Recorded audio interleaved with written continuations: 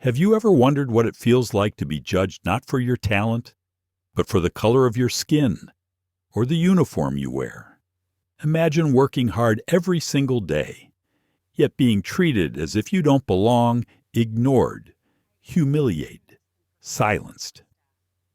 Now imagine discovering that the cleaner in the corner, the woman everyone dismissed, was not who she seemed at all. What happens when the invisible finally chooses to speak? What if one hidden voice could uncover decades of discrimination and force an entire company to face its truth? And most of all, if you were in her shoes, would you have the courage to keep going, knowing every step risked exposure? This is not just a story about one daughter or one father. It's about all of us, about dignity, about justice, and about the choices that shape who we are when the world dares us to stay silent. Stay with us. You will want to hear how this storm unfolded. And before we begin, don't forget to like, share, and subscribe, so you won't miss the powerful stories yet to come.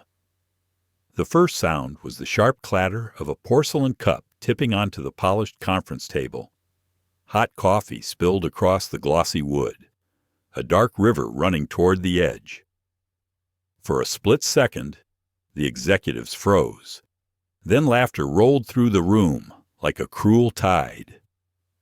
Patricia Holden, the operations director, leaned back in her leather chair with an amused sneer. She pointed at the mess spreading across the floor. "You, mop girl, clean it up. That's all you people are good for." Her voice cut through the air, cold and commanding. The room erupted again. Snickers, chuckles, the kind of laughter that made its target feel smaller with every second. The young woman standing in the corner gripped her cleaning cloth tighter. Her plain gray uniform looked shapeless under the fluorescent lights. A name tag pinned to her chest read Lisa Jenkins. She walked forward without a word, knelt down on the cold tile, and began wiping the spill. Her movements were steady, but her eyes, when they briefly lifted, burned with something the executives did not see. One man muttered, "Guess that's her big contribution to today's strategy session." The others laughed louder. Patricia, satisfied with the humiliation, added with a smirk, "Maybe if you work really hard, one day you'll make it to the mailroom. But honestly, I doubt it." The laughter roared again. Elsa Johnson, though no one in this room knew her real name, pressed the cloth into the puddle and kept her head down.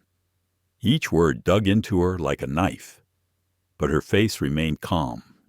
Inside, her mind whispered, "Record it. Remember it. Every detail counts."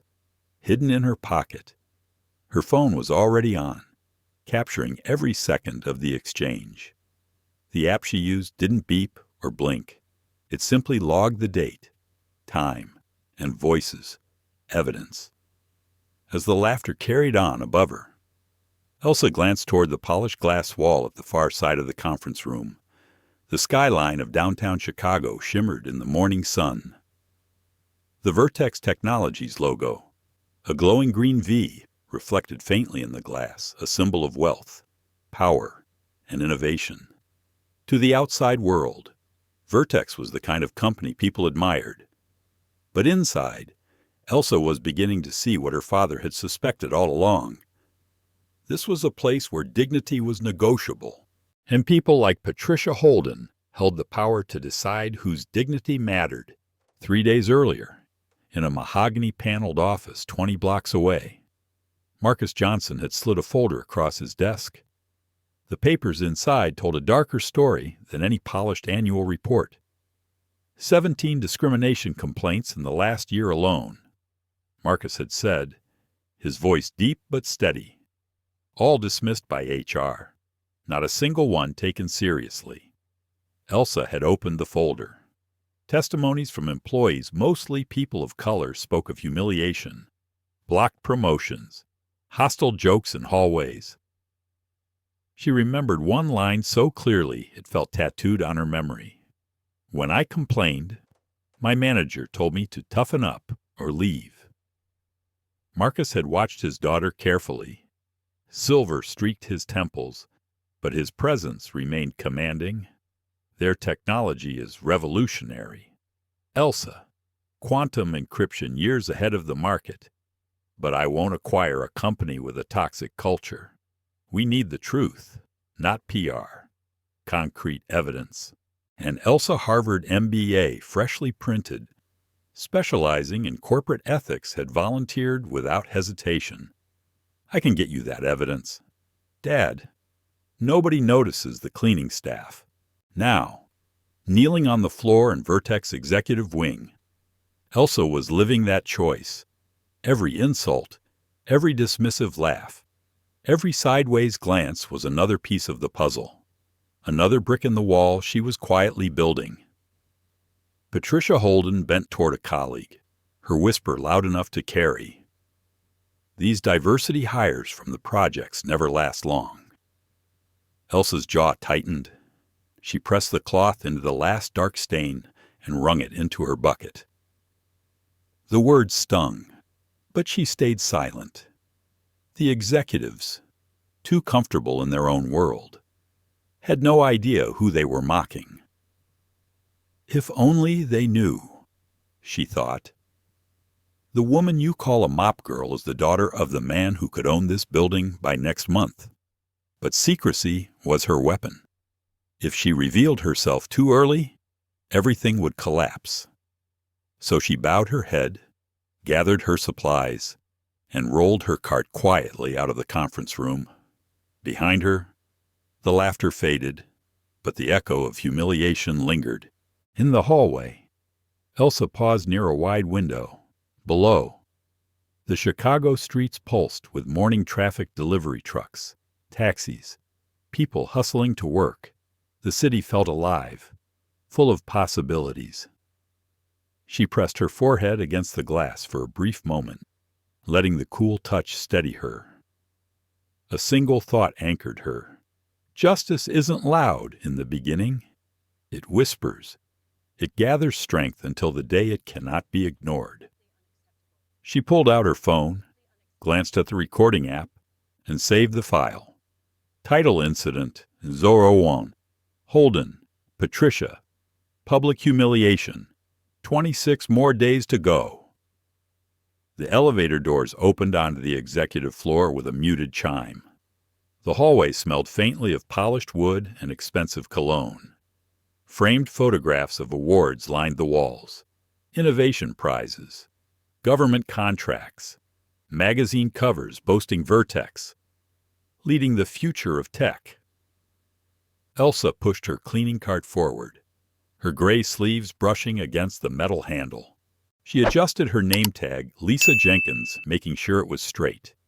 The disguise was simple, but in this world, it was all anyone cared to see. A name tag, a uniform, a bucket. That was enough for them to write her entire story. At the reception desk, an HR manager handed her a key card without looking up from his monitor. Executive floor needs coverage.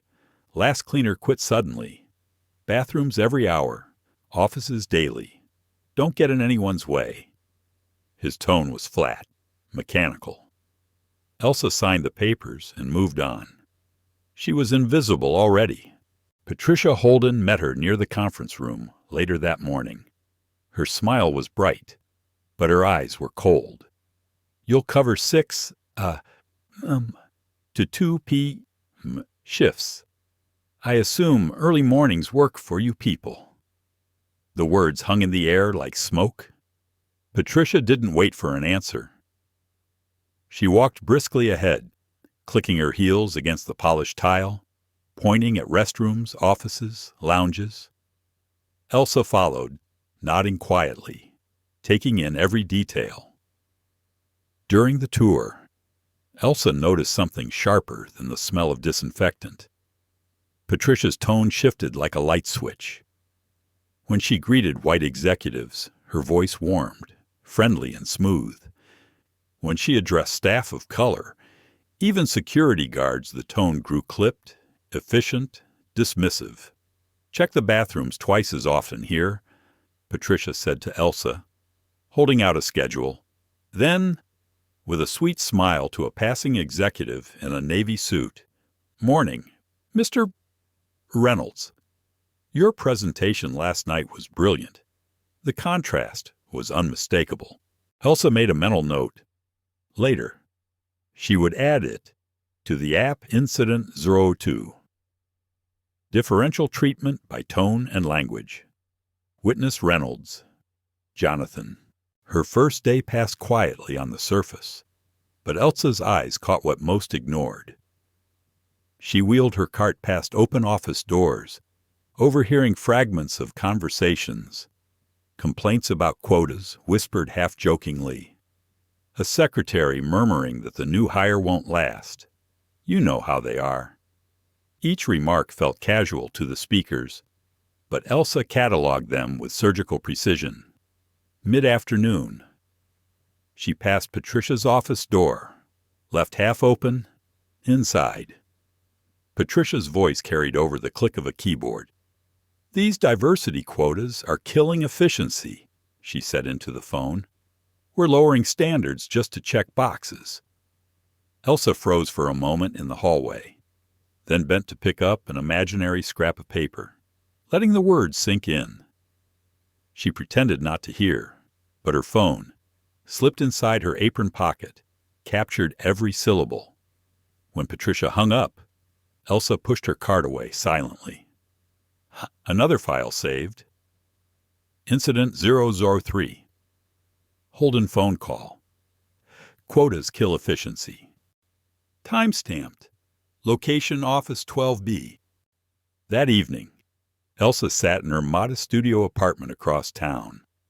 The walls were bare except for a single-frame photo, her grandmother in a civil rights march, face steady against the line of police with batons. On her small table, Elsa's laptop glowed. She organized the day's recordings into folders, audio files, written notes, pattern analysis. She categorized them by type: verbal harassment, discriminatory policy, casual denigration. Her fingers moved quickly, but her chest felt heavy. Every insult pressed against her memory. Every clipped word echoed louder in the quiet of her apartment. She closed her eyes, remembering the smirk on Patricia's face as she said, "You people." For a moment, Elsa's composure cracked. She leaned back, covering her eyes with her hands. Can I really do this for 30 days? Can I endure their contempt without breaking? But then she thought of her father's voice in that mahogany office. We need the truth. Elsa, concrete evidence. And she thought of her grandmother in the photograph, unflinching, unafraid. Her breath steadied. She opened her eyes and whispered into the empty room. This isn't just business. It's justice. The next morning at 6 a.m., Elsa entered the building again. The lobby gleamed with marble floors, the Vertex logo casting a green glow over everything. She swiped her card at the turnstile. On her phone, a new message from her father appeared. Board meeting moved up. We need results in 30 days, not 90. Elsa stared at the words, feeling her chest tighten. 30 days. 1 month to expose a culture built over years. She slipped the phone into her pocket, pushed her cart forward, and whispered to herself, 1 day at a time. The main conference room on the executive floor always smelled of fresh polish and coffee. Rows of black leather chairs circled the long walnut table, each place set with bottled water, tablets, and embossed notepads. To most employees, it was a room reserved for strategy, projections, and high-level decisions. To Elsa, still in her gray uniform with Lisa Jenkins stitched in blue thread, it was just another space to empty trash bins and wipe fingerprints from glass. That morning, department heads gathered for their weekly review. Patricia Holden stood at the head of the table, clicking through a glossy slide deck projected on the wall. Charts and numbers filled the screen. Elsa moved quietly along the side wall, lifting paper cups, collecting wrappers, her cartwheels squeaking faintly against the tile. "As you can see on slide 15, Patricia announced, our infrastructure upgrade will increase efficiency by 17%, with a cost-benefit ratio of approximately 2.3. Elsa glanced at the slide as she bent to collect a discarded napkin. The numbers stuck in her mind instantly. She had always been quick with figures. 2.3. She blinked, calculating silently. That wasn't right. The math didn't add up. Based on the figures listed, the ratio was closer to 3.7. Almost without thinking, she muttered under her breath, 3.7, not 2.3. The words were so soft she thought no one heard. But Thomas Chen, a junior executive sitting near the back, turned sharply. His dark eyes widened in surprise, then darted back to his tablet. His fingers flew over the screen, checking calculations. He frowned, then looked at Elsa again. Patricia noticed the exchange. "Mr. Chen, is there a problem with the cleaning staff?" Her voice dripped with sarcasm. The room fell silent. Dozens of eyes turned toward Elsa. Thomas hesitated. "Actually, I was just—" "If you have time to eavesdrop on executive discussions," Patricia snapped, "you're clearly not working hard enough." Her gaze locked on Elsa. "These executive discussions are far beyond your comprehension anyway." A low murmur rippled around the table. Elsa lowered her eyes. "I apologize, ma'am," she said softly, her hand steady as she dropped a crumpled wrapper into her bag. Patricia's lips curled. "Some people should focus on the jobs they're qualified for." She raised her voice, looking around for approval. Not everyone is cut out for higher work. The message was clear. Elsa was supposed to be invisible, a background figure, not a voice. The executives shifted uncomfortably in their seats. No one spoke up. The meeting continued, but Elsa felt the weight of their stares long after. She kept her movements deliberate, straightening chairs, refilling water, collecting trash while inside. Her chest burned. After the meeting, Elsa pushed her cart into the hallway. The sound of footsteps followed her. "Hey," a voice said quietly. She turned. It was Thomas Chen. He looked around, making sure no one else was close, then stepped nearer. "I just wanted to say I'm sorry about what happened in there." His voice was low, earnest. Elsa kept her head down, wiping a windowsill with slow strokes. "It's fine. I'm used to it." Thomas hesitated. "What you said about the numbers, it was right." "I checked. You were correct." Elsa shrugged, not meeting his eyes. "Just something I heard somewhere. No big deal. That was actually impressive." He paused. "I could report her behavior to HR. What she said was inappropriate." Elsa shook her head quickly, still avoiding his gaze. "Please don't. I need this job." Thomas looked troubled, but he nodded. "Okay, if you're sure." When he left, Elsa pulled out her phone, tapping quietly into her evidence app. Incident 004. Public humiliation during executive meeting. Witnesses. All department heads. Additional interaction. Chen, Thomas confirmed accuracy of my numbers. Her fingers trembled slightly as she typed. She steadied herself with a deep breath. This wasn't just data collection anymore. It was personal. That night in her apartment, Elsa sat cross-legged on the floor, surrounded by papers and her laptop. She replayed the audio from the meeting, Patricia's voice sharp and dismissive. Some people should focus on the jobs they're qualified for. Hearing it again made her jaw tighten. She thought of every cleaner she had seen that day. Heads bowed, working silently. People who had learned to endure these words until they felt normal. She whispered to herself, "It will not feel normal when I'm done."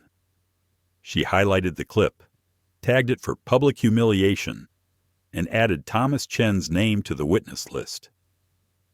On the wall above her desk, she had taped a calendar. Day 5 of 30. Red X's marked the days already completed. The month stretched ahead of her like a marathon. Her phone buzzed. A text from an unlisted number board meeting moved up. "We need results faster. 30 days max." Elsa exhaled slowly. "Faster," she murmured. "Then I'll move faster." The following morning, the building buzzed with anticipation. Rumors swirled of a mandatory gala, a celebration of a new government contract.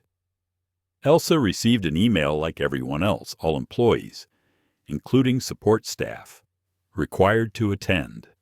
But in her inbox, another message appeared separate, addressed to the cleaning crew.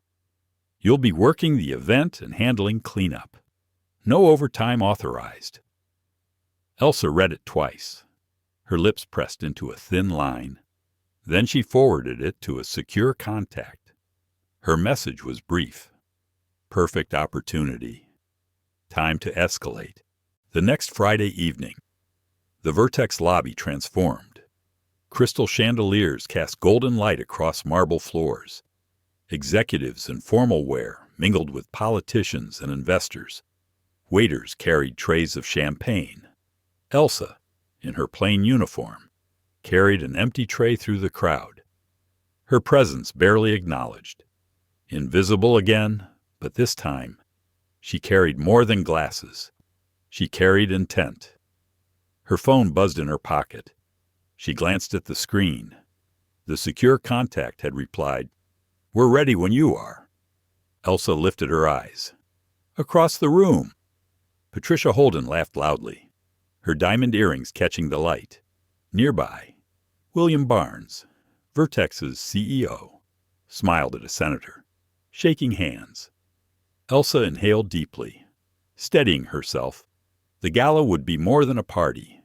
It would be a stage, and Patricia Holden, whether she knew it or not, was about to play her part. The Vertex lobby had never looked so grand. By day, it was a place of glass and marble, cold and efficient. Tonight, it glowed with warm light from crystal chandeliers hung just for the occasion. The air shimmered with perfume, cologne, and the faint buzz of expensive conversation. Strains of classical music floated from a small quartet in the corner. Waiters in crisp white shirts weaved through the crowd balancing trays of champagne. At the far end of the room, a massive digital screen displayed the words "Celebrating Innovation," "Celebrating Success." Beneath it, the green V of the Vertex logo pulsed proudly. It was a show, and everyone knew it. Government contracts, investors, senators. It was less a party and more a declaration of power. Elsa moved among them in her gray uniform, holding an empty tray. She carried herself with practiced invisibility, head lowered, footsteps quiet. No one paid her more than a passing glance. To them, she was furniture, background, but behind her lowered lashes, Elsa's eyes were sharp, recording everything. She passed clusters of executives laughing too loudly, investors shaking hands with politicians. Across the room, she spotted Patricia Holden near the CEO, William Barnes. Patricia dazzled in a cream-colored designer dress, diamonds glittering at her ears. She gestured animatedly as she introduced Barnes to a senator, claiming credit for innovations Elsa knew belonged to Thomas Chen's team. "William, this is Senator Michaels," Patricia purred. "I was just explaining how our proprietary algorithm secured that defense contract." Elsa clenched her jaw, steadying her tray. She had overheard enough to know Patricia was lying, taking credit that wasn't hers. Still, Elsa kept her expression blank. A cleaner's face betrayed nothing. A commotion near the refreshment table pulled her attention. A senior executive, his face flushed with drink, stumbled, nearly spilling red wine onto a guest's suit. Elsa reacted instinctively. She set her tray down, stepped forward, and steadied the man's arm before disaster struck. "Perhaps some water, sir," she said softly, guiding him toward a server holding a tray of sparkling water. The guest, a potential investor, smiled with relief. "Your staff is remarkably well trained," he said, directing his praise toward Patricia, who had witnessed the exchange. Patricia's smile tightened. "Yes," she said coolly. "Basic competence is the minimum expectation." Elsa's stomach turned, but she gave no sign. She returned to her duties, her steps measured, her tray balanced. 20 minutes later, disaster found her anyway. Patricia swept across the lobby, her laughter carrying, her glass half full of wine. As she passed a server, her elbow accidentally brushed the tray. A splash of dark red arced through the air, staining her cream dress in an ugly blotch. Patricia gasped loudly. "You clumsy girl!" Her eyes locked on Elsa, who stood 3 feet away serving canapes. Conversation stopped. The room hushed. Dozens of eyes turned toward the scene. Patricia's voice rose. "Do you know how much this Valentino costs? Thousands? And now it's ruined." She stormed toward Elsa, pointing a manicured finger. "This is why we shouldn't hire from certain neighborhoods. No attention to detail." Elsa's face burned, but her hands remained steady. She set down her tray, picked up a napkin, and approached. "I'm so sorry, ma'am. Let me help." Patricia pulled back slightly, raising her voice even higher so the guests could hear. "Maybe if you'd finished high school, you'd have better job options. But no, you end up here, ruining evenings for people who actually matter." The silence deepened. Guests shifted awkwardly. A senator frowned. William Barnes, watching from across the room, stiffened but said nothing. Thomas Chen, standing near the bar, took a step forward, but another executive laid a hand on his arm, warning him off. Elsa's hands worked steadily, blotting the stain, her eyes downcast. Humiliation burned her chest, but her voice was calm. "I'm just trying to do my job, ma'am." Patricia gripped Elsa's wrist and pulled her forward. "Since you've already ruined the evening, why don't you tell everyone about yourself? Tell these fine people your background, your qualifications." Elsa's pulse pounded, but she kept her voice quiet. "I'm just here to work." Patricia turned triumphantly to the crowd. "See, not even articulate enough to defend herself. This is what happens when companies prioritize diversity quotas over actual talent." The words hung heavy in the chandelier light. Elsa excused herself with measured steps. She didn't run. She didn't argue. She walked to the restroom, entered a stall, and locked the door. Her hands trembled only now, out of sight. She pulled out her phone, opened the recording app, and uploaded the file to secure cloud storage. Her typed note was clinical despite her shaking fingers.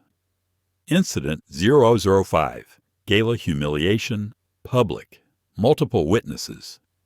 Her phone buzzed, a message from an unknown number. "Got it all." "Enough to proceed," Elsa typed quickly. "Not yet. Need pattern evidence across multiple employees." She closed her eyes, breathed deeply 3 times, and slipped the phone back into her pocket. Then she fixed her uniform, smoothed her hair, and returned to the glowing lobby. When she stepped back into the gala, She caught William Barnes watching her from across the room.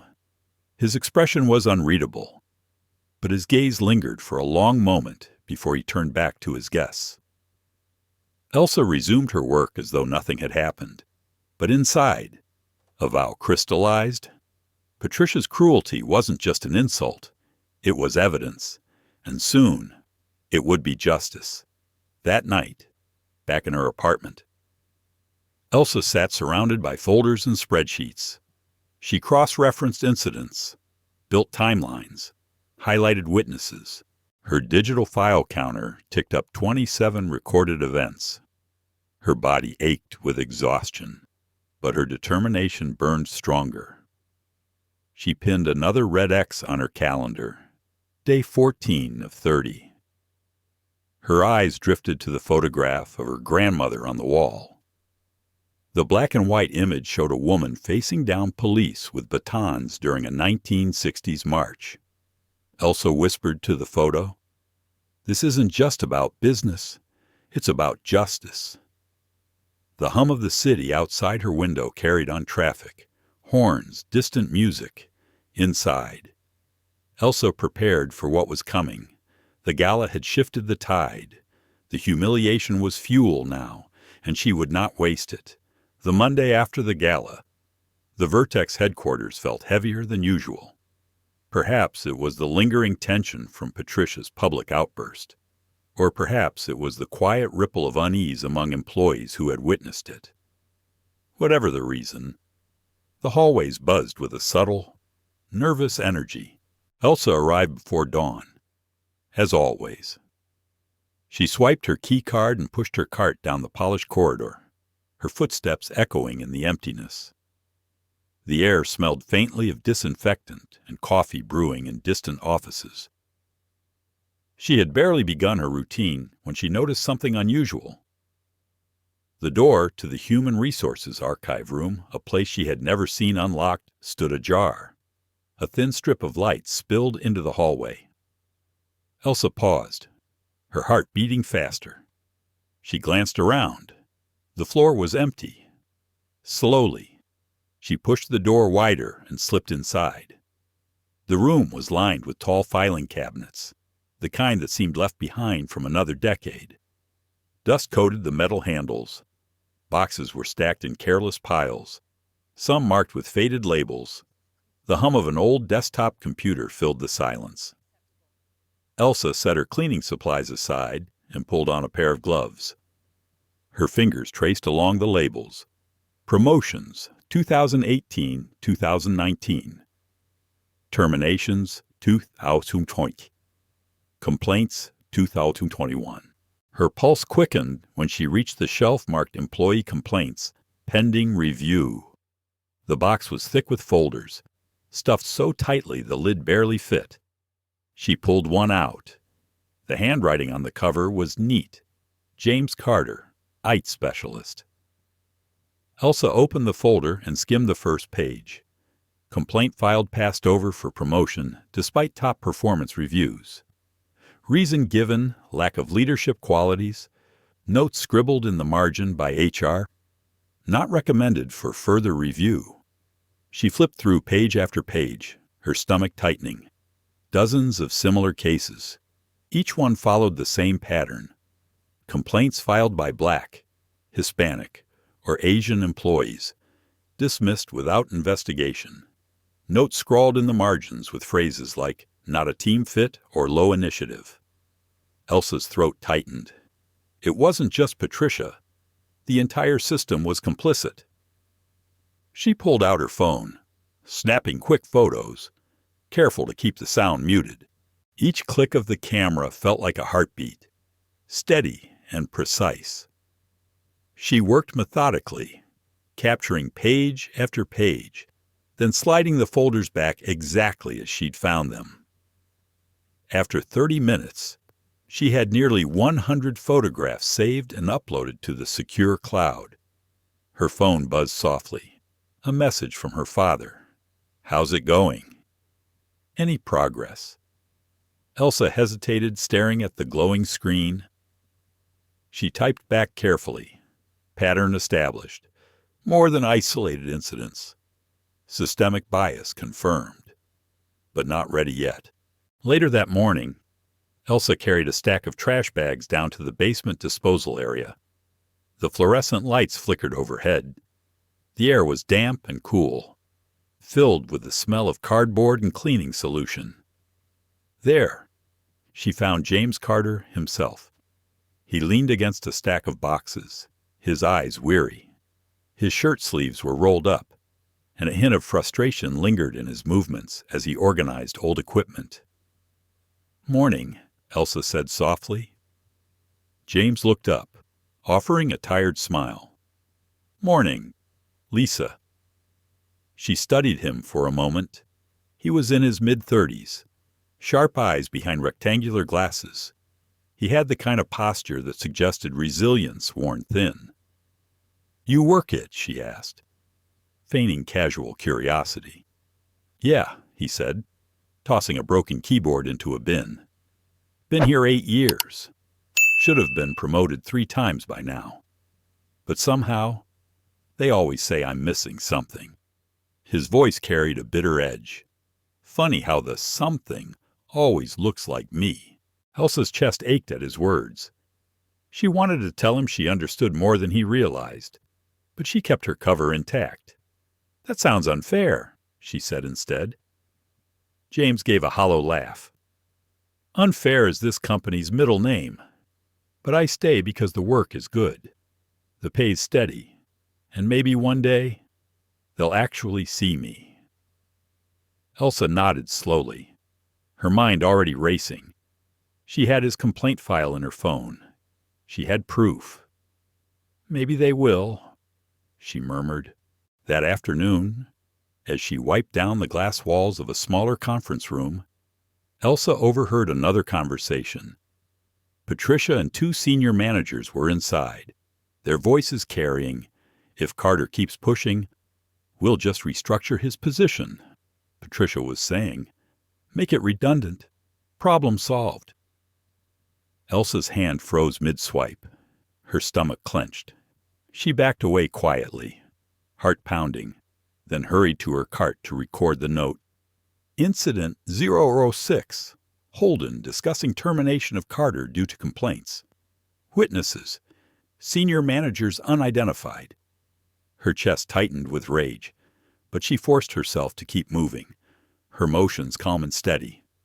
On the outside, she was invisible. On the inside, she was a storm. That evening, Elsa found herself in the break room, where Thomas Chen lingered over a cup of coffee. He looked up as she entered, offering a cautious smile. "Hey," he said softly. "Rough night at the gala." "Huh." Elsa gave a small shrug, her expression neutral. People say things. Thomas studied her. Most people would have broken down after something like that. But you didn't flinch. It's like you're made of steel. Elsa met his eyes briefly, then looked away. "You get used to being invisible." Thomas hesitated. "Well, I see you, and I don't like what I've been seeing around here. If you ever need someone to talk to, or need help, I'm here." Elsa nodded once, quietly grateful. She couldn't tell him everything. Not yet, but she filed the moment away. Allies mattered. Back in her apartment that night, Elsa laid the photos across her desk. Complaint after complaint. Names, dates, signatures, dozens of voices silenced by a corrupt system. She whispered into the quiet, "You try to erase them, but I won't let you." She organized the files into folders, labeled them by type promotion denials, terminations, harassment. Her eyes lingered on James Carter's file. His weary smile from earlier replayed in her mind. He had almost given up hope, but hope wasn't gone. Not yet. Elsa placed a red X on her calendar. Day 17, 13 days left. She leaned back, staring at the ceiling. The weight of the evidence pressed heavy, but so did the danger. If Patricia or Barnes discovered her secret too soon, everything would collapse. Her phone buzzed again. Another message from her father. "Remember, sweetheart, justice takes patience, but don't let them break you in the waiting." Elsa closed her eyes, inhaling deeply. Tomorrow would bring new battles, but tonight she let her body rest, her mind replaying the files, the faces, the voices. Each one was a promise she intended to keep. The days following her discovery in the HR archives blurred together. Elsa worked her shifts with quiet precision, mopping floors, scrubbing windows, wiping tables. To the casual observer, she was the same invisible figure as always, but inside, every step carried new urgency. She now possessed proof that Vertex corruption was not anecdotal. It was systemic, written in files and signed by managers who believed their words would never leave a dusty cabinet. Still, proof alone was not enough. She needed allies' voices inside the company who could validate what she had gathered. Without them, Patricia and her network would simply dismiss her findings as stolen or fabricated. Her first chance came on a gray Tuesday morning. Elsa wheeled her cart into the server room, where the hum of machines filled the air. James Carter stood near a rack of blinking lights. Frustration etched across his face. "Morning, Lisa," he said, without looking up. His tone was heavy. "Morning," Elsa replied softly. She placed her mop aside and stepped closer. "Rough day," James gave a short laugh. "Every day's rough here. They've got me patching systems with outdated software, then blaming me when things crash. And the promotion I applied for last quarter went to a guy with half my experience. Guess what he had that I don't?" Elsa tilted her head, though she knew the answer. What James met her eyes, his voice low, the right skin color. The words hung heavy in the chilled room. Elsa felt a wave of sorrow, not just for James, but for every name in those folders she had photographed. She lowered her voice. "That's not right. You deserve better." James gave a tired shrug. "Deserve doesn't matter here. They've already decided who counts." Elsa hesitated. Her instincts told her to stay in the shadows. But something in James's eyes, his quiet resilience mixed with exhaustion, pushed her to take a risk. "What if," she said slowly, "someone collected evidence of all this proof, that it wasn't just in your head?" James blinked, surprised. "Evidence? You mean documents or recordings?" Elsa's heart raced. She couldn't reveal too much. Not yet. Let's just say, if the truth ever came out, it wouldn't just be your word against theirs. For the first time, James's expression shifted. Hope flickered behind his glasses, faint but unmistakable. He leaned closer. "If you've got something, I'll stand with you. I'm tired of being silent." Elsa's chest tightened. It was dangerous to trust too soon, but she nodded. "When the time comes, I'll remember that." That evening, Elsa found herself in the break room again, where Thomas Chen sat scrolling through his tablet. He looked up as she entered, a thoughtful expression on his face. "Hey, Lisa," he said, gesturing to the empty chair across from him. "Take a break." Elsa hesitated, then sat down. "I've been thinking about what happened at the gala," Thomas said. "Patricia humiliated you in front of everyone, and no one said a word. I should have spoken up. I'm sorry I didn't." Elsa gave a faint smile. "It's easier to stay quiet when your job's on the line." "Maybe," Thomas admitted, "but silence makes us complicit. And honestly, I'm tired of watching her crush people just to protect her own image." Elsa studied him carefully. His jaw was tense, his hands restless against the tablet. She saw in him not just guilt, but conviction. "What would you do," she asked softly, "if you had the chance to change things?" Thomas exhaled slowly. "I'd take it, even if it cost me." Elsa's eyes lingered on his face. She wanted to trust him, but trust had to be earned. Still, she allowed a sliver of truth to slip through. Change might be closer than you think. Thomas frowned, curiosity sparking, but Elsa stood before he could ask more. "Thanks for the coffee," she said. "Duty calls." As she pushed her cart away, she caught his voice behind her. "If you ever need someone in your corner, you've got me." Her steps quickened, but inside her heart steadied. Two allies.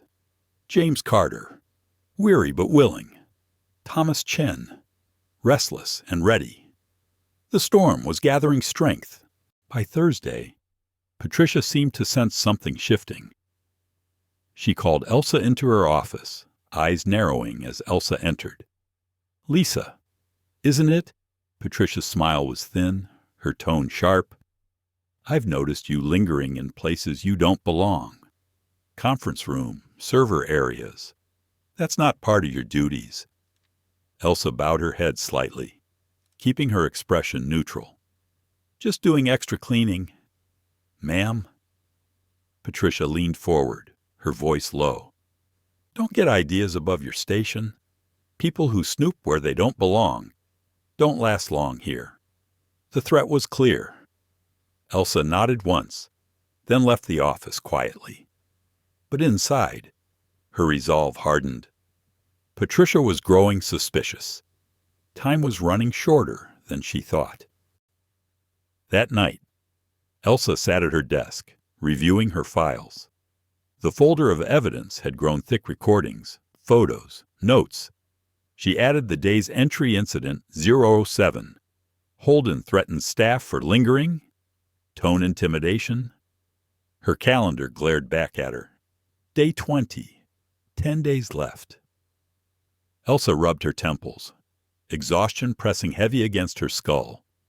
Doubt whispered in the quiet, "What if I'm discovered before I finish? What if the evidence is buried, dismissed, destroyed?" But then she remembered James's tired smile when he said he would stand with her. She remembered Thomas's voice. "If you ever need someone in your corner, you've got me." Hope wasn't just a word. It was a chain of people, linked together, refusing to break. Elsa exhaled slowly, steadying herself. "You can't stop now," she whispered. "Not when the shadows are starting to lift." By the 21st day of her assignment, Elsa Johnson could feel the walls of Vertex Technologies closing in. The atmosphere on the executive floor had shifted. Conversations hushed when she walked past. Security guards began appearing in hallways where they had never stood before. Even other cleaners avoided her eyes, as if proximity to her might invite punishment. It didn't take long for her to understand why. Patricia Holden had tightened the noose. That morning, Elsa entered the break room and found a new schedule pinned to the bulletin board. Her hours were cut in half, yet the workload remained the same. In bold red ink, Patricia had written, "Complete all tasks with efficiency. No excuses." Elsa stared at the paper, jaw tightening. The message was clear: set her up to fail, then claim incompetence as justification for dismissal. Behind her, one of the older cleaners whispered, "She's coming after you." Elsa turned, meeting the woman's worried eyes. "She does this to everyone, doesn't she?" The woman nodded, voice trembling. "But she's never been this focused before. Be careful." Elsa offered a faint smile, though her chest burned. "Thank you. I'll be fine." Inside, she wasn't sure. The pressure grew that afternoon when Patricia summoned Elsa to her office. Patricia's designer heels clicked sharply against the marble floor as Elsa entered. "Lisa," Patricia said smoothly, her tone laced with poison. "You've been underperforming, late to finish tasks, spending too much time wandering places you shouldn't be." Elsa kept her posture low, eyes on the floor. "I complete every task you assign, ma'am."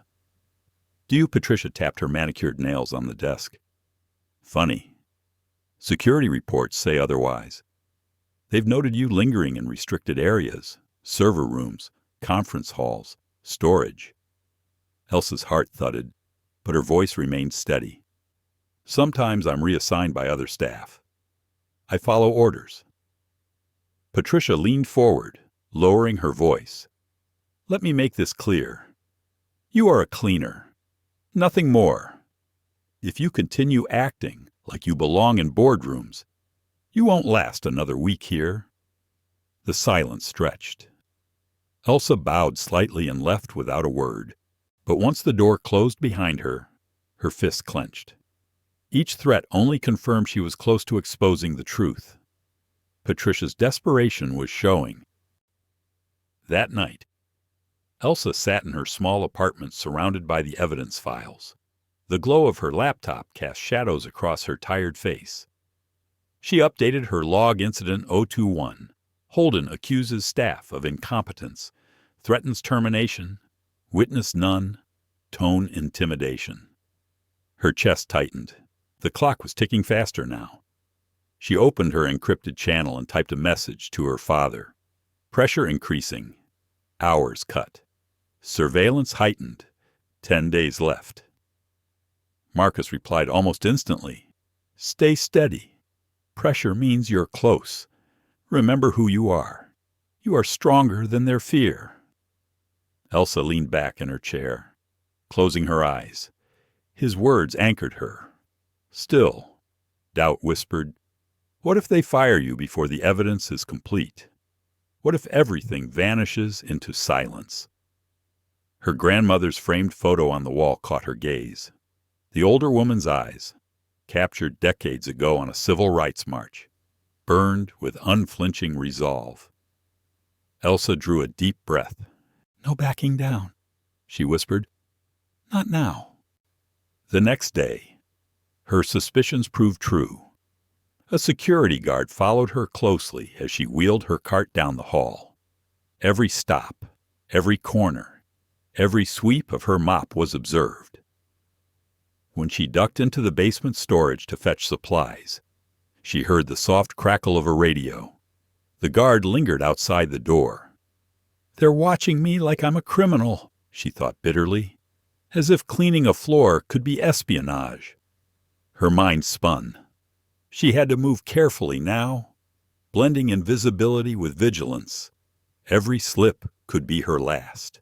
That afternoon, Thomas Chen intercepted her in the corridor. His eyes darted nervously around before he whispered, "She's building a case against you. Says you falsified your application." Elsa swallowed hard. "And do people believe her?" Thomas nodded grimly. "Most don't question her, but I know better. She did the same thing to me, twice passed me over for promotion, then claimed I lacked executive presence." He spat the words with disgust. Elsa studied his face. Trusting him fully still felt dangerous, but she saw the raw honesty there. "Why are you telling me this?" Thomas hesitated. "Because I think you're braver than anyone else here. You don't flinch when she humiliates you. You hold steady. And I want this place to change. If you're working toward that, I'll help." Her throat tightened. The loneliness she had carried for weeks cracked, just slightly, under the warmth of his words. "Then keep your eyes open. The truth is coming." That evening, Elsa met James Carter by the vending machines. He kept his voice low, glancing around. "Patricia's watching you, but I've been saving emails messages where she denied my promotion despite perfect performance. If you need them, they're yours." Elsa felt a flicker of hope. 2 allies now. 2 voices willing to stand. "Hold on to them for now," she said. The moment is close. James nodded, his face weary but resolute. When it comes, I'll speak. I'm done being silent. By the 24th day, Patricia's tactics escalated. Elsa entered the break room to find her cart overturned, supplies scattered. A note pinned to the mop read, "Stay in your place." Her chest tightened as she bent to pick up the spilled rags. For a moment, despair threatened to pull her under. The cruelty, the endless suspicion, the weight of pretending to be smaller than she was, it all pressed down. "Is this worth it?" her mind whispered. One woman against an empire of silence. But then she remembered the faces of those who had trusted her, James with his quiet dignity, Thomas with his restless conviction, the older cleaner who had whispered warnings, and her father's voice, steady and sure, "Remember who you are." Elsa straightened, stacking the supplies neatly back onto the cart. Her jaw set. "Yes," she whispered, "it's worth it," because the truth was bigger than her fear. The 25th morning dawned gray over Chicago, the kind of sky that seemed to press down on the city. Elsa Johnson woke before her alarm, her heart already racing.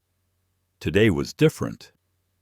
Today her father was walking into the very building where she had been invisible for almost a month. She dressed carefully in her gray uniform, pinning the Lisa Jenkins name tag to her chest with steady hands. On the outside, she was still the cleaner, but inside, she carried the weight of evidence enough to shake the company's foundations.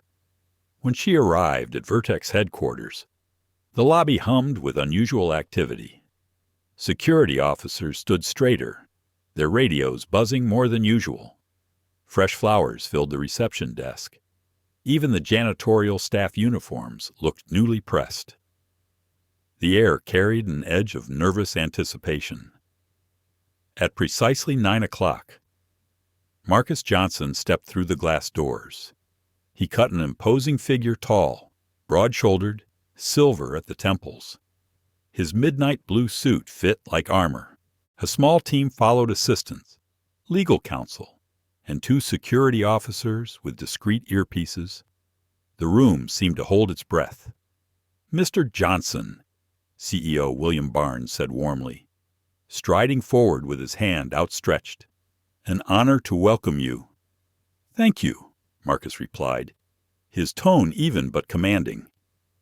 His eyes scanned the lobby, noting the sudden appearance of diverse employees at the front desks, the carefully orchestrated tableau. He offered a faint smile, but his gaze was sharp. Patricia Holden hurried forward, her smile brilliant, her heels clicking across the polished marble. "Mr. Johnson, we've prepared everything for today's discussions. I'll be personally guiding your tour." Elsa watched from a quiet corner, mop in hand. To anyone else, she was just part of the scenery.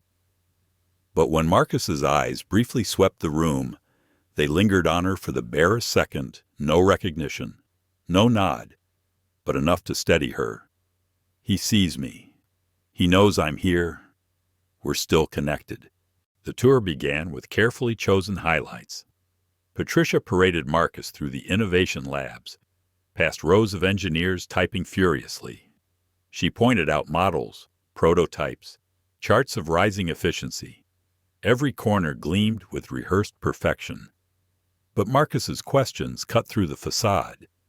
"Your SEC filings show a higher-than-average turnover rate," he said while observing a lab, particularly among minority staff. Why is that Patricia's smile tightened? Talent is always in demand. Many of our employees leave because they're so well trained. Competitors hire them quickly. Marcus's expression remained unreadable. "Interesting. Do you have exit interviews to support that?" Patricia faltered for just a second before recovering. "Of course. We'll have HR compile them for you." Elsa, watching from the hallway with her cart, caught the flicker in Patricia's eyes. It wasn't confidence. It was fear. By midday, Patricia's desperation sharpened. She intercepted Elsa in a side corridor, away from prying eyes. "Lisa," she hissed, her mask of civility slipping. "Stay away from the executive floor today. Better yet, take the day off, paid. Consider it a gift." Elsa kept her posture submissive. "I need the hours, ma'am. Bills don't pay themselves." Patricia's eyes darted toward the conference room where Marcus was meeting with Barnes. Her voice dropped lower. "I don't care. I don't want to see you anywhere near the delegation. Do you understand?" Elsa nodded, murmured an obedient, "Yes, ma'am," and pushed her cart away. But instead of leaving, she ducked into a locker room and changed. From her bag, she pulled a pair of black slacks and a blue blouse, simple, professional, unremarkable. She tied her hair back neatly. In moments, the cleaner disappeared, replaced by someone who could pass as administrative staff. If Patricia wants me invisible, then invisible is exactly what I'll be. But on my terms, the afternoon sessions grew heavier. In a glass-walled conference room, Marcus and Barnes reviewed projections. Patricia hovered at Marcus's elbow, intercepting any attempt by employees of color to engage him. She redirected conversations, filled silences with meaningless statistics, and plastered her face with that unyielding smile. Elsa observed from a distance, tablet in hand, blending with the staff who passed quietly in the hallway. She tapped notes into her secure app, documenting every deflection, every interruption, every carefully staged interaction. Halfway through, her phone buzzed with a message from Marcus Need. Definitive evidence. Hold and careful. Already Elsa's pulse quickened. She typed back under the table. Phase 2 in motion. Trust me. Later that day, Patricia stormed into the security office. Elsa, slipping past unnoticed, caught fragments of her words through the cracked door. "Show me everywhere that cleaner has been," Patricia demanded. Today, every hallway, every room, something's not right about her. "Ma'am, with respect," Barnes said from behind her, "we can't afford a discrimination complaint while negotiations are active." Patricia's reply was sharp, unguarded. "Those people always play the race card when they don't get their way. I'm protecting this company." There was silence. Then William Barnes's voice, suddenly cold. "Those people. What exactly do you mean by that?" Elsa froze. The moment was small, almost fleeting. But it was the crack she had been waiting for, the mask slipping just enough to reveal what lay beneath. That evening, Elsa sat alone in the copy room, her nerves taut. The building had quieted, most employees gone for the night. She uploaded the day's files into her encrypted cloud folder. Patricia's attempts to block Marcus from meeting minority employees, her thinly veiled threats in the corridor. And now, that telling phrase, "Those people." Her calendar glared back at her. "Day 25. 5 left." Her stomach knotted. "It's almost here. The storm is breaking. But can I withstand the hit when it comes?" She pressed her palms flat against the table, grounding herself. This isn't just about Vertex. It's about every worker humiliated into silence, every career strangled before it began, every person told they didn't belong. The door creaked open. Thomas Chen slipped in, holding a USB drive. His eyes were urgent. "Patricia's setting up your termination meeting for tomorrow," he whispered. "She says you breached confidentiality. But I have something. Emails. Reports. Proof of her targeting me, too. It's all here." Elsa accepted the drive, her hand steady despite her racing heart. "Thank you, Thomas." When the time comes.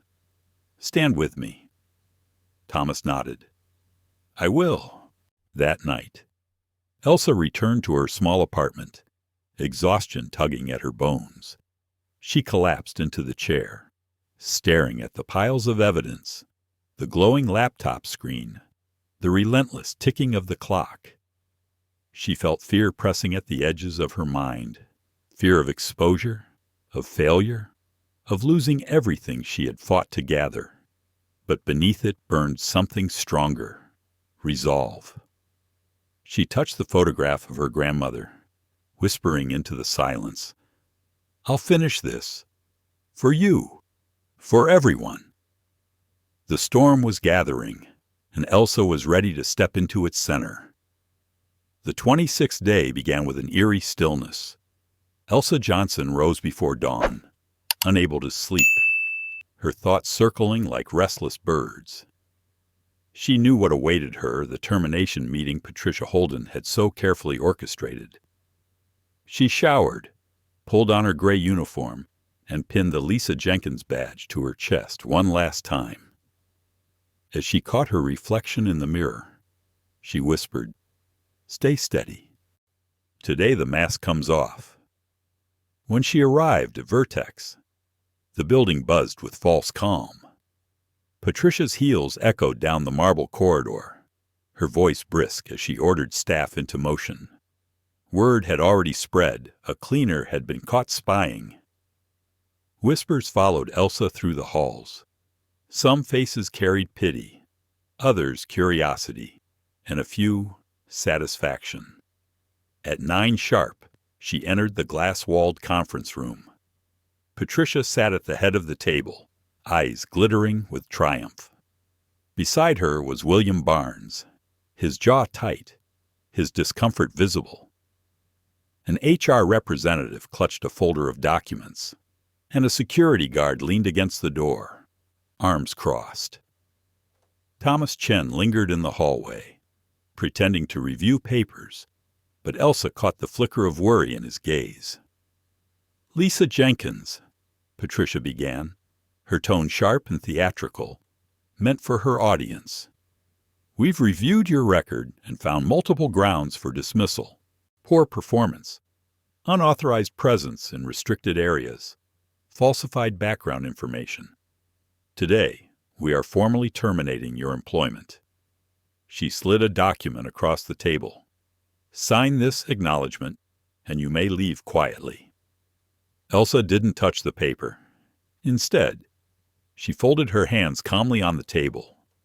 May I ask, she said softly, am I being terminated because of my performance or because of my race?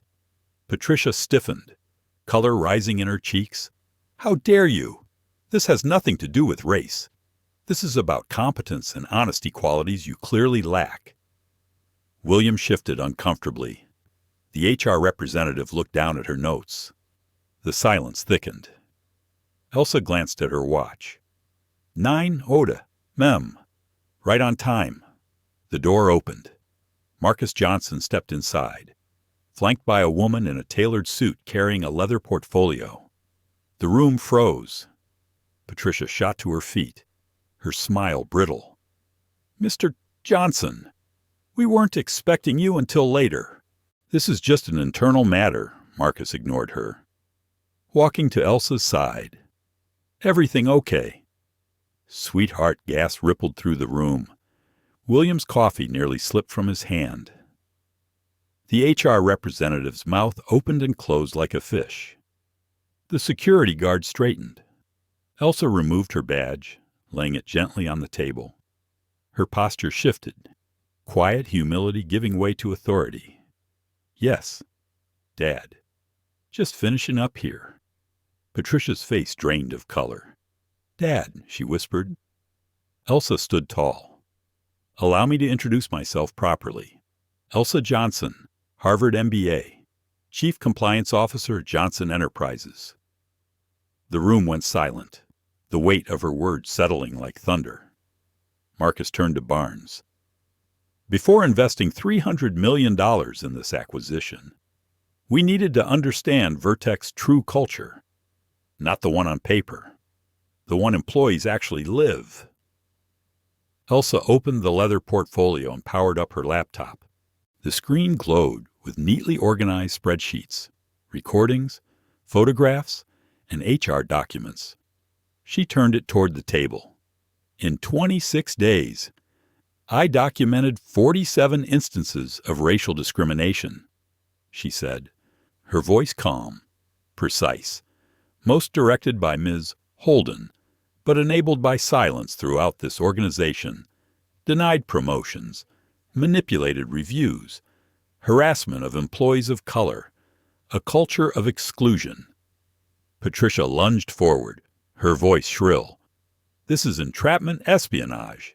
She's not even who she says she is. Marcus raised a hand, silencing her.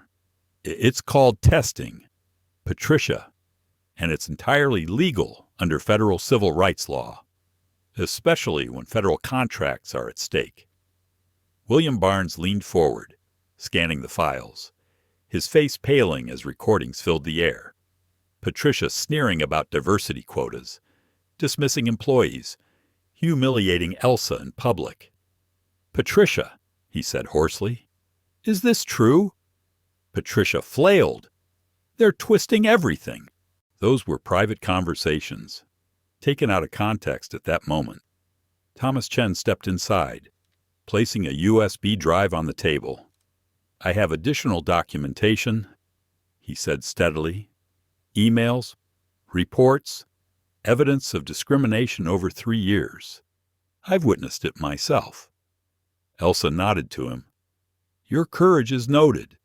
Mr. Chen? Patricia's voice cracked. This is outrageous. You'll never prove anything. Elsa closed her laptop, a small smile tugging at her lips. The files you tried to delete were decoys. Every piece of evidence exists in multiple secure locations. You can't erase the truth. The security guard moved closer to Patricia as Barnes whispered instructions. The HR representative scribbled furiously, her hands trembling. Marcus laid 2 folders on the table. Option 1. Johnson Enterprises proceeds with acquisition, but with significant restructuring, beginning with immediate removal of leadership complicit in this culture. Option 2. We submit this evidence to federal agencies, and your contracts collapse. Choose. The silence was suffocating. Patricia's breathing came fast, her hands shaking. Finally, Barnes spoke, his voice heavy. Patricia Holden, you're placed on immediate administrative leave. Security will escort you out. No, Patricia screamed, lunging at Elsa's laptop. You self-righteous. The guard caught her arm before she touched the keyboard, dragging her back as she kicked against the chair. Elsa stood still, composed, her expression unreadable. Patricia's shouts echoed down the hallway as she was removed, her heels scraping against the floor. When the door closed, the room exhaled. William turned to Marcus, then to Elsa. His face was pale, his voice low. I failed. I allowed this to grow under my leadership. But if there's still a chance to make it right, I'll take it. Elsa looked at him steadily. Recognition is the first step. What matters is what you do next. For the first time in weeks, she allowed herself to breathe. The reckoning had begun. The building felt different the morning after Patricia Holden's removal. The air, once sharp with tension, now carried a tentative quiet, like the hush after a storm. Employees glanced around corners, whispered cautiously in the hallways, and some even allowed themselves small smiles. For the first time in weeks, Elsa Johnson could feel possibility instead of fear threading through the walls of Vertex Technologies, but possibility alone was not enough. Real work lay ahead. At 10:01, the board of directors convened an emergency meeting. The long mahogany table gleamed under fluorescent lights, surrounded by executives in tailored suits. At the head sat William Barnes, still visibly shaken. Marcus Johnson occupied a chair near the center, calm and commanding. Elsa sat beside him, no longer a cleaner, but an equal voice at the table. Barnes cleared his throat. We are here to address a crisis. Yesterday, evidence revealed systemic racial discrimination within this company, perpetuated by Patricia Holden and others under her supervision. This board cannot ignore such misconduct, nor can we pretend it was isolated. He looked around the room, his expression tight. We failed to protect our employees. That ends today. Marcus leaned forward. Acknowledgement is the first step, but what matters now is structural change. My daughter has documented nearly 50 instances of bias. That is not a flaw, it is a culture. If Vertex wishes to survive, its culture must be rebuilt from the ground up. The directors shifted uneasily. Some nodded, others scribbled notes. Elsa opened her laptop, projecting slides onto the screen. The room filled with images, redacted HR records, performance reviews marked by bias, transcripts of Patricia's words. This isn't just about one woman, Elsa said, her voice steady. It's about systems that allowed her behavior to flourish unchecked. If you want this company to earn trust, you must commit to reforms that last beyond today. She clicked to the next slide. Proposed initiatives. 1. Mandatory bias training. Not a 2-hour seminar, but a comprehensive, ongoing program for all employees, from interns to executives. 2. Independent Oversight Committee. External experts to review promotions, terminations, and complaints. No more decisions made in shadows. 3. Anonymous reporting system. Direct access to auditors outside the chain of command, ensuring retaliation cannot silence truth. 4. Transparency in promotions and pay all decisions documented, reviewed quarterly, and published internally. 5. Diversity metrics tied to compensation. Executive bonuses linked to measurable improvements in equity and inclusion. She paused, letting the weight of the list settle. These changes are not optional. They are necessary for survival. For a long moment, no one spoke. Then Thomas Chen, sitting near the end of the table, raised his hand. I support this, he said firmly. I've seen firsthand how silence corrodes. If we want to be better, we must start here. Others followed. James Carter, invited as a witness, stood from the back of the room. His voice was soft, but carried. For years, we endured humiliation because we thought nothing could change. But now we see it can. Please don't let this moment slip away. The director shifted again, but this time there was less hesitation. Nods grew more certain. Finally, Barnes exhaled. Then it is decided. Vertex will adopt these reforms, effective immediately. Relief rippled through the room. In the days that followed, change began to take shape. Patricia's office was cleared out, her nameplate removed. Investigations widened, uncovering other managers who had mirrored her practices. Some resigned quietly, others were dismissed. For the first time, employees dared to file complaints without fear. Training sessions launched within a week. Elsa sat quietly in the back of the first one, listening as a facilitator walked managers through the realities of unconscious bias. She saw discomfort on their faces, but also recognition. Seeds of awareness were being planted. James Carter emailed her late one night. For the first time, I feel like my work might be judged fairly. Thank you. Thomas Chen stopped by her temporary office with a coffee. People are walking taller in the halls. It's subtle, but it's real. You started that. Elsa smiled faintly. We all did. Change takes more than one voice.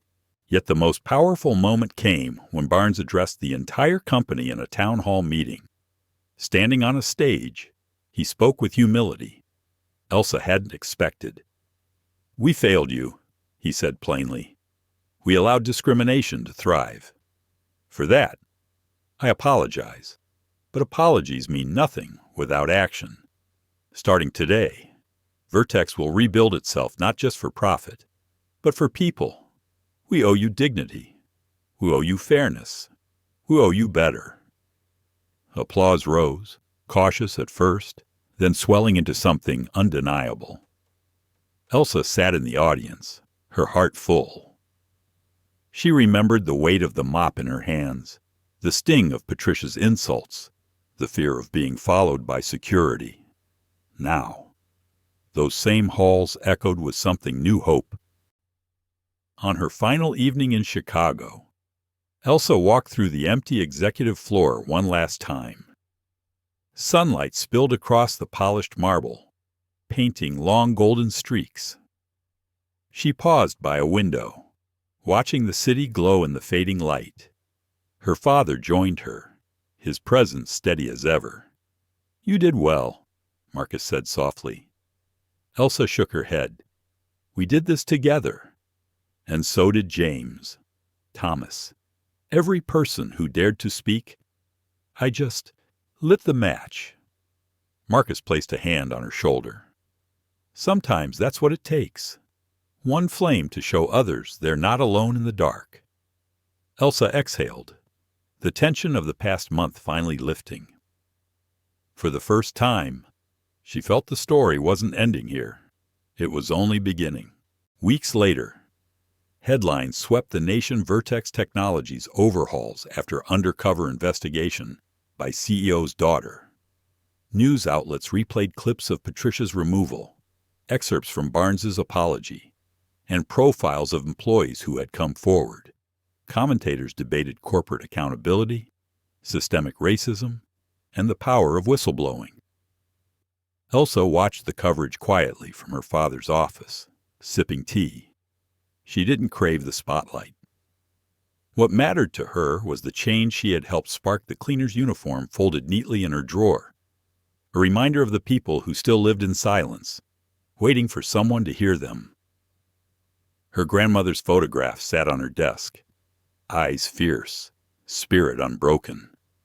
Elsa whispered to it, "We're carrying the fight forward, one company at a time," and she knew this was only the beginning. At its heart, this story reminds us that silence allows injustice to grow, but courage, no matter how quiet, can change everything. Elsa's journey as an undercover cleaner was not only about exposing one corrupt manager. It was about holding a mirror to the systems we often accept without question. For those of us who have lived longer, who have seen workplaces, communities, and even families shaped by prejudice, this story asks us to reflect: how many times have we looked away? How often have we told ourselves it wasn't our place to speak? The lesson here is simple, yet profound. Dignity is not a privilege. It is a right. And protecting that right sometimes means choosing discomfort, choosing truth, even when it costs us.